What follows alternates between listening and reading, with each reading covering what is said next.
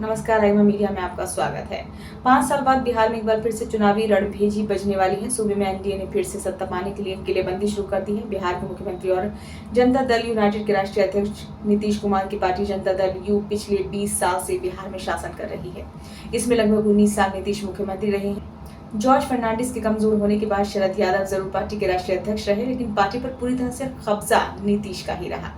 अब उनकी सेहत ठीक नहीं है और पार्टी को नए नेता के हाथ में सौंपने का समय आ गया है, लेकिन उन्होंने किसी को अपने उत्तराधिकारी के तौर पर तैयार ही नहीं किया है। कर्पूरी ठाकुर की प्रेरणा से उन्होंने अपने बेटे या परिवार के किसी दूसरे सदस्य को राजनीतिक उत्तराधिकारी नहीं बनाया। अब उनके बेटे निशांत के सक्रिय राजनीति में आने की चर्चा है, लेकिन वे राजनीति करने में बहुत सक्षम नहीं है। नीतीश ने अपनी पार्टी में किसी को इसके लिए तैयार नहीं किया है। इसमें कोई संदेह नहीं है कि नीतीश कुमार ने बिहार को बदला है। उन्होंने लालू प्रसाद और राबड़ी देवी के शासन के जंगल राज से बिहार को मुक्ति दिलाई है।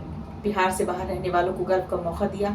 लालू और राबड़ी की वजह से बिहारी शब्द मजाक का विषय बन गया था, उसे नीतीश ने बदला। उन्होंने बिहार में कानून का राज बहाल किया और सचमुच सुशासन की शुरुआत की। उन्होंने अनेक ऐसे फैसले किए जो मील का पत्थर बने।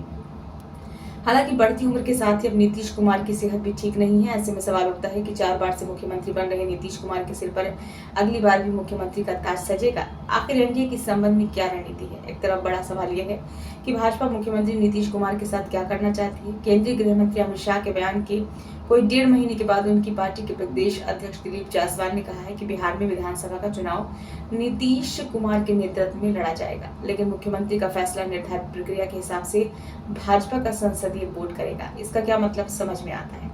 नेतृत्व नीतीश करेंगे, लेकिन वे मुख्यमंत्री के दावेदार नहीं होंगे और दूसरे मुख्यमंत्री एनडीए का होगा, तो उसका फैसला भाजपा का संसदीय बोर्ड क्यों करेगा? क्या इससे समझ में नहीं आता है कि भाजपा खुलकर ये कहने लगी है कि उसका मुख्यमंत्री बनेगा? दूसरी ओर विधानसभा चुनाव से पहले नीतीश कुमार को फिर से मुख्यमंत्री पद का चेहरा घोषित करने को लेकर चल रही अटकलों के बीच भाजपा के वरिष्ठ नेता और केंद्रीय मंत्री मनोहर लाल खट्टर ने मंगलवार को 4 मार्च को पटना में आयोजित भाजपा के एक कार्यक्रम में ऐलान किया कि नीतीश कुमार के नेतृत्व में 2025 विधानसभा चुनाव में एनडीए की सरकार बिहार में बनाएंगे। उनकी इस घोषणा से अटकलों पर कुछ विराम लगा है। हालांकि इससे पहले खुद केंद्रीय गृह मंत्री अमित शाह कह चुके हैं कि मुख्यमंत्री का फैसला चुनाव के बाद ही होगा। यहाँ एक बात और कहना चाहता हूँ कि नीतीश कुमार और सुशासन बाबू ने भले ही बिहार को बदला हो, लेकिन कुर्सी पर बने रहने के लिए बार पाला बदलने का रिकॉर्ड भी उन्हीं के नाम दर्ज है। इस बीच चुनावी रणनीतिकार से नेता बने प्रशांत किशोर ने मुख्यमंत्री नीतीश कुमार को लेकर एक बड़ा बयान दिया है। उनके इस बयान से एक बार फिर राज्य के सियासी गलियारों में हलचल मच गई है। पश्चिम चंपारण जिले में आयोजित प्रेस कॉन्फ्रेंस में प्रशांत किशोर ने दावा किया है कि मुख्यमंत्री नीतीश कुमार आगामी विधानसभा चुनाव में भाजपा के साथ गठबंधन में चुनाव लड़ेंगे, लेकिन नतीजों के बाद वे फिर से पाला बदल सकते हैं।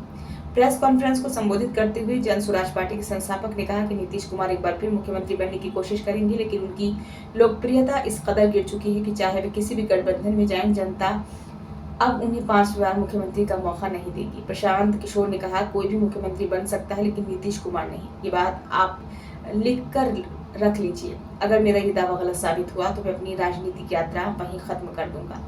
बीजेपी द्वारा नीतीश कुमार को एनडीए का मुख्यमंत्री चेहरा घोषित न करने की अटकलों पर प्रशांत किशोर ने कहा कि नीतीश भाजपा के साथ ही चुनाव लड़ेंगे। 2015 को छोड़कर उन्होंने हमेशा भाजपा के साथ ही चुनाव लड़ा है और 2015 में भी मैंने खुद उनकी चुनावी रणनीति संभाली थी। प्रशांत किशोर ने यह भी कहा कि भाजपा नीतीश की गिरती लोकप्रियता के कारण उन्हें अपना मुख्यमंत्री चेहरा घोषित करने से बच रही है। उन्होंने प्रधानमंत्री मोदी और गृह मंत्री अमित शाह को चुनौती दी कि अगर हिम्मत है तो घोषणा करें कि नीतीश पूरे 5 साल के लिए मुख्यमंत्री रहेंगे। प्रशांत किशोर ने कहा कि अगर ऐसा किया गया तो भाजपा को सीटें जीतना मुश्किल हो जाएगा। प्रशांत किशोर ने दावा किया कि इस बार जनता दल यूनाइटेड की स्थिति बेहद खराब रहने वाली है। उन्होंने कहा कि अगर नतीजे नीतीश के खिलाफ आए तो वो फिर पाला बदलने की कोशिश कर सकते हैं, लेकिन इस बार जनता दल यूनाइटेड इतनी कम सीटें जीतेगी कि नीतीश को किसी भी गठबंधन में मुख्यमंत्री पद नहीं मिलने वाला। ये वीडियो आपको कैसा लगा? अच्छा लगा तो लाइक करें, कमेंट बॉक्स में सुझाव दें। चैनल को सब्सक्राइब नहीं किया है तो कर लें।